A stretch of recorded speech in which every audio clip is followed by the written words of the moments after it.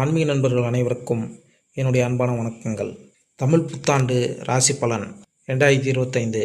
தமிழ் புத்தாண்டு ஒவ்வொரு ஆண்டும் சித்திரை 1ஆம் தேதி ஏப்ரல் 14 பிறக்கிறது. ஜோதிடத்தில் சூரிய பகவான் கலத்திரஸ்தானத்தில் முதல் ராசியான மேச ராசியில் நுழையக்கூடிய நாளில் புத்தாண்டு பிறக்கிறது. 60 ஆண்டுகள் அடங்கிய பட்டியலில் வரக்கூடிய 47வதாக வரக்கூடிய விசுவாசுவ உலக நிறைவு ஆண்டு பிறக்க உள்ளது. இந்த ஆண்டிற்கான பொருள் என்ன? இந்த தமிழ் புத்தாண்டில் எந்தெந்த ராசிகள் சூரியனை போல் ஜொலிக்க உள்ளனர் என தெரிந்து கொள்வோம். தமிழ் புத்தாண்டு தொடக்கத்தின் போது சூரிய பகவான் மேசராசியில் பிறக்கிறார். ரிஷபத்தில் குரு, கடகத்தில் செவ்வாய், கன்னி ராசியில் கேது, துலாம் ராசியில் சந்திரன், மீன ராசியில் சனி, சுக்கிரன், புதன், ராகு என 4 கிரகங்களின் சேர்க்கை நடக்கப் போகிறது. எப்படி புத்தாண்டு தொடக்கத்தில் கிரகங்களின் அமைப்பின் காரணமாக இந்த புத்தாண்டில் தொழில், வேலை தொடர்பாக லாபம் ஏற்படக்கூடியதாக இருக்கும். இந்த பதிவில் 12 ராசிக்காரர்களுக்கும் நற்பலன்கள், கெடுபலன்கள் என்பதை இந்த பதிவில் காண்போம். கும்பராசி. தன் கடமை செய்து பிறரிடம் பலனை எதிர்பார்க்காத கும்பராசி அன்பர்களே, இந்த ஆண்டு உங்களின் ராசிக்கு தனஸ்தானத்தில் இருந்து ராகு ஆண்டின் துவக்கத்தில் ராசியின் ராசிநாதனுடன் இணைவு பெறுவது, அடுத்த சுகஸ்தானத்தில் அமர்ந்து குரு இனி பூர்வ புண்ணியஸ்தானத்தில் அமர்வதும் உங்களின் ராசிக்கு சிறப்பான பலன்களை பெற்றுத்தரும். எதையும் யோசித்து செய்யும் உங்களிடம் வலிமையும் திறமையும் உண்டாகும். இந்த ஆண்டு வரும் 26/4/2025 முதல் ராகு ராசியிலும் 7ஆம் இடத்தில் கேதுவும் அமர்ந்து இதன்படி பலன்கள் தருகிறார். சனியுடன் ராகு இணைவது மாந்திரிகத்தின் மீது நம்பிக்கை வைத்து அது சம்பந்தமான தொடர்புகளை ஏற்படுத்திக் கொள்வீர்கள்.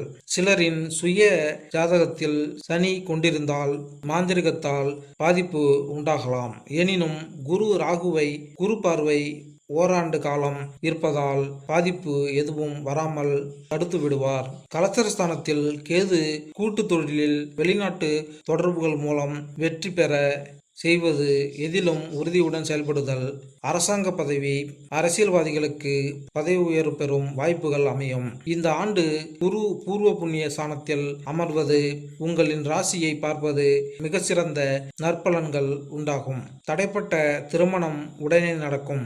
சிலருக்கு மறுமண யோகம் உண்டாகும்.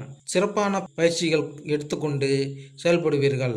முக்கிய காரியங்களில் முழு ஈடுபாடுகள் கொண்டு செயல்படுவீர்கள். உங்களின் ஸ்தானத்தில் குரு பார்வையிடுவது தொழிலில் ஓரளவு முன்னேற்றம் உண்டாகும். கேட்டவருக்கு கேட்டதை தினமும் கொடுக்கும் தெய்வ நம்பிக்கையுடன் வணங்கி நீங்கள் வேண்டியதை பெறுவீர்கள். கேது குருவை பார்ப்பதால் ஆன்மீகவாதிகள் தொடர்பு உங்களுக்கு ஏற்படும்.